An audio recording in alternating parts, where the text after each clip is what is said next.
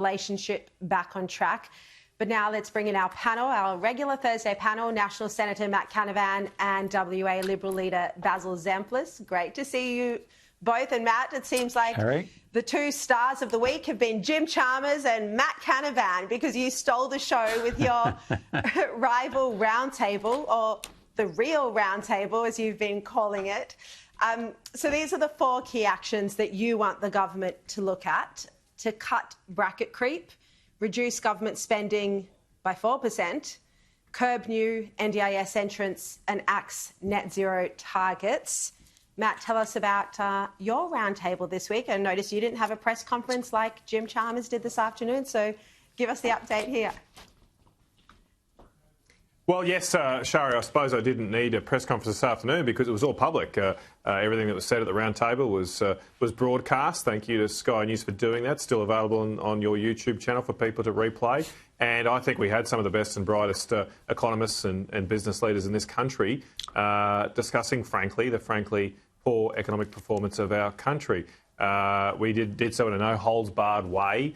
We tackled issues like energy, industrial relations, etc. And as you can see from the graphic you put up, there was some real tangible solutions put forward. Take the government spending one, Sharri. Yeah, I love that one. We discussed in the room. Yeah, we discussed in the room that the last budget before COVID, 2018-19, your federal government spent $477 billion of your money. This financial year, they're set to spend $778 billion. Wow. A touch over $300 billion increase in annual spending in just 7 years. And put that in household terms, hard to fathom $300 billion. There are 10 million households in Australia, round number. That's $30,000 per household every year being spent extra compared to 7 years ago. And taking that 4% target that you mentioned, that would take the increase down from $300 billion just down to $200 billion. Still a big increase, but a more moderate one, and save money. And importantly, what was recommended is those, when we do that, when we cut bracket creep, when we cut spending, we should return that in tax cuts to the Australian people.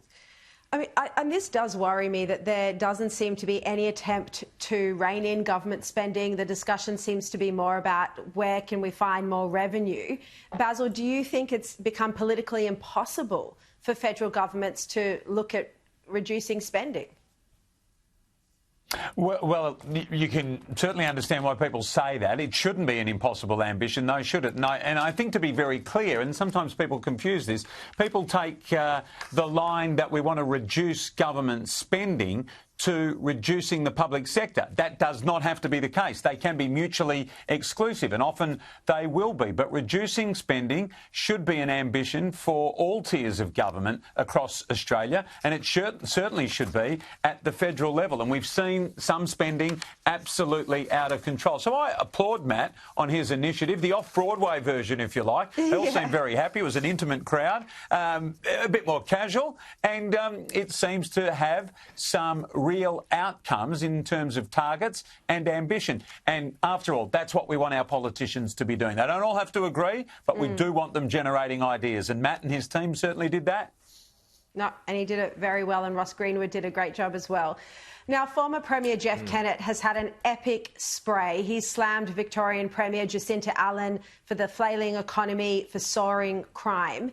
So Jeff Kennett first did an interview in The Nightly with Aaron Patrick, who was on the show last night. And he said, I might have to get one of you to read this out. I don't like reading out so many swear words, but this was Jeff Kennett. He said, I don't think people understand. We are effed. The economy here is effed. People will leave. I simply cannot believe it. And then he was speaking about his immense frustration with Victoria to Steve Price a little earlier. Have a look. I cannot tell you how frustrated, disappointed I am at where we find Victoria today. We are financially going down the gurgler very quickly, which is affecting all of our services.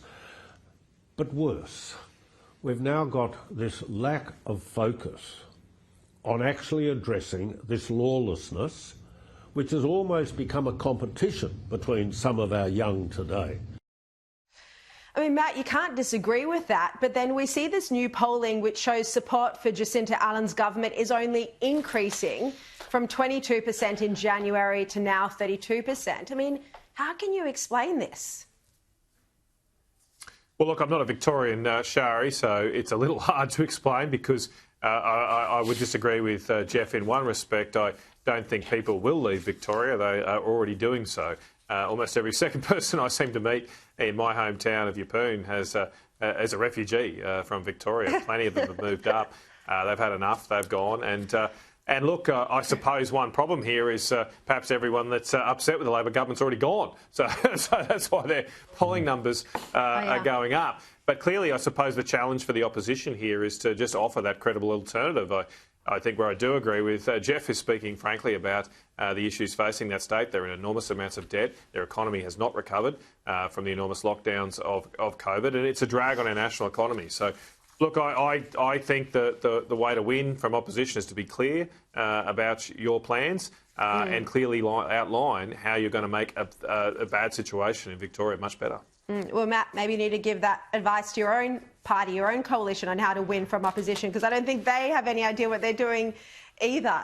But Basil, Jeff Kennett also spoke about surging crime in Victoria. Now, this is a really serious issue, and I think Jeff captured the sentiment when he said, for the first time in my life, I'm constantly thinking about my personal safety and that of my grandchildren. I mean, you just hear this all the time from Melburnians. Regular families are getting attacked in this crime wave.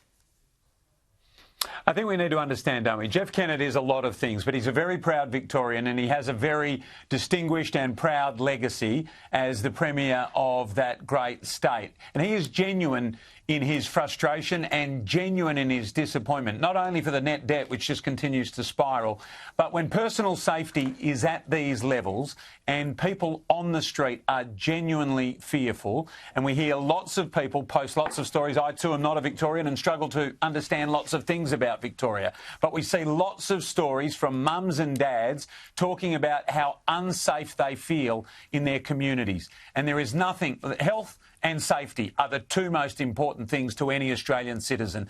And it seems that one of them is spiralling dangerously out of control. The other is also spiralling, as we said, net debt. And I feel for Victorians, many of them great people, but it's also seemed that for a long time Victoria has been or has become very much a Labor state. And from the outside looking in, that is difficult to understand. Yeah, well, most of Australia are Labor states at the moment, of course, except for your neck of the woods, Matt. Now, Matt, not only have you had your own roundtable this week, but you're also now starring in your own cartoon. Canavan さん、私です。スパイドロ N がクレルモン方面に向かう環境保護車列を発見しました。ならば我々はクレルモンを守らなければなりません。ダウンさん、そして他のグローバリストたちを全て倒します。本地の雇用とさ、助産の精神をベースロードの力で追い食らいます。Matt, what is this all about? I'm still laughing about it. Hey, Sharri, I'm not very big here in Australia, but I'm huge in Japan. Massive You in want to Japan. be. You want to be with that. Sharri, look, I've discovered. That's right. I've discovered these dark nets out there. A few friends mucking around with AI doing this. Good. Like, it's good to have a laugh. Like, I've had a serious week. Politics can get a bit serious sometimes. I'm all for just laughing about things, laughing about yourself. So Yeah. just a bit of fun. I don't know if you have had a serious week. I mean, you set up on the lawn outside Parliament, but I'll take your word for it. Basil, I think by next week maybe I've been enjoying myself. I've been enjoying myself. Yeah, that's good. That's good. That's what life's about. Basil, we need a Basil cartoon next week. For me. Yes, exactly. I just said that I can't understand Victoria, and from the outside looking in, I've got no idea. I've got absolutely no idea about what's going on in M.Canavan's cartoon. None whatsoever. Me neither. No, me neither. There are subtitles. Read the subtitles. All right, he'll send you the link so you can analyse it later. All right, Basil Zamflis, M.Canavan, thank you both so much. Now, still to come, Israeli Prime